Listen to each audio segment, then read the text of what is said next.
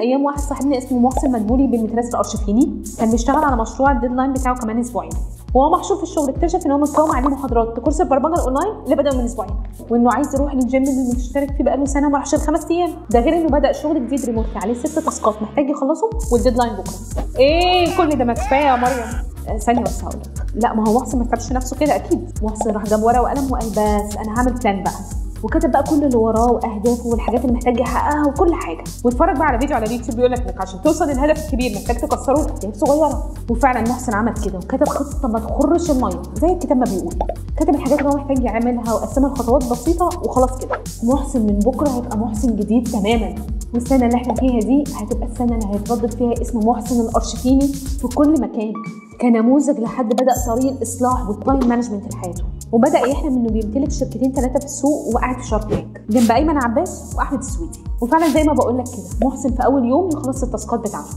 وفي اليوم الثاني والثالث تمام. سنه التغيير بقول لك. بس يجي محسن في اليوم الرابع ويخلص نص التاسكات بس، ويجي في اليوم الخامس يخلص نص التاسكات اليوم الخامس مع باقي اليوم الرابع. ودلوقتي محسن ابتدى يرحرح شويه كده ومش ماشي قوي على الجدول ونسي البلان بتاعته، وشويه كده محسن ابتدى يريح ونسي الهدف بتاعه ومش ماشي على الجدول قوي، وشغال بقى اللي هو زي ما اليوم يمشينا. ثانيه واحده، ده راجع لنفس النقطه بالظبط. طب ثواني كده، انا القصه دي حاسه ان في حد تاني عاشها غير محسن؟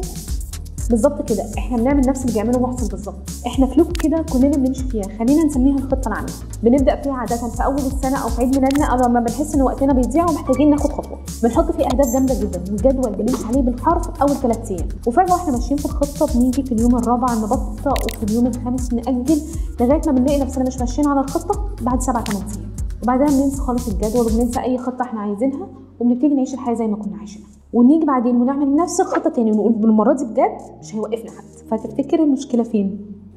في الاول عايزه اطمنك ان ده طبيعي جدا.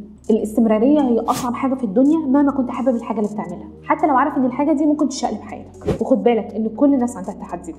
فتعالى اقول لك على 5 حاجات يساعدوك ان انت تكون كونسيستنت اكتر، لان مشكلتنا مش ان احنا مش عارفين المفروض نعمل ايه، لكن احنا مش عارفين نكمل فيه. بس قبل ما تعمل كده اتاكد ان البلان اللي انت حاططها ماشيه مع اهدافك وقدراتك اصلا. ما تحطش بلان مستحيل التحقيق او اهداف انت اصلا مش فارقه لك عشان مثلا شفت فيديو على تيك توك بيشجعك عليها وخلاص، وبعدين تبتدي تلوم نفسك انك مش مكمل فيها.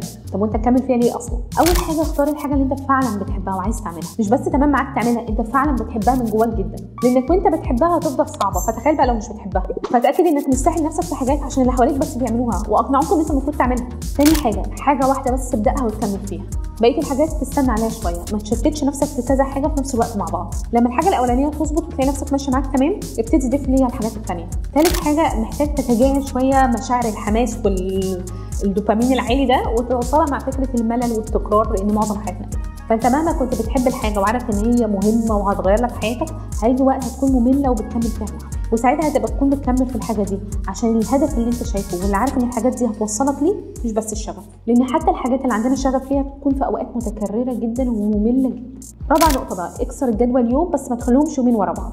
فمش عشان عكيت في الاكل يوم تكمل بقيه الشهر فري. فحتى لو يوم فلت مني والدنيا ما مشيتش فيه قوي، ثاني يوم اكمل في اللي انا المفروض اعمله على طول. خامس نقطه بقى، حاوط نفسك بمجموعه عندهم نفس الهدف، هتشجعوا بعض، وكل مره هيبقى عندك عذر مش حقيقي هتتكسف ان انت تقوله قدامهم، فهتلاقي نفسك بتزق نفسك وبتكمل تاني. وفي الاخر اعمل سيف للفيديو ده لو عايز تستعين بيه وانت بتكتب خطتك، وافتكر النقط اللي قلناها جدا وانت بتكتب خطتك، وبالذات النقطه الاولى والثالثه. وما تنساش يا غالي ان انا دايما بتمنى لك الحياه الافضل. ما تنسوش تعملوا لنا لايك وفولو. انا مريم عزت، ده انفو ببساطه.